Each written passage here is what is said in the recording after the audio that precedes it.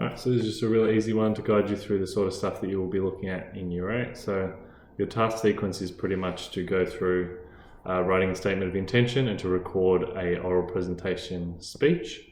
If you need tech advice on how to do that, how to film and how to upload somewhere so that it can be viewed by me. Obviously you don't want the whole world to see a short 3-minute speech on your story, but a place for us to locate it so that we're not communicating via email, which probably won't take the sort of the brunt of all that complex information being carried across it.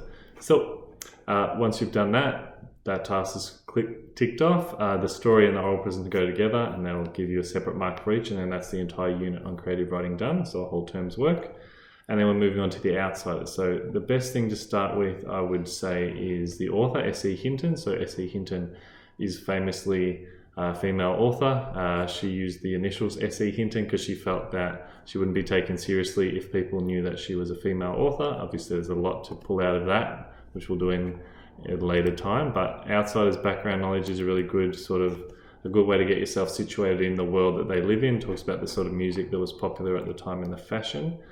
And then I'm going to move these around as well. The Outsiders Annotation Guide is probably the most important video that you will be using for the Outsiders. So it's me explaining themes, symbols and motifs that you should be using in your piece.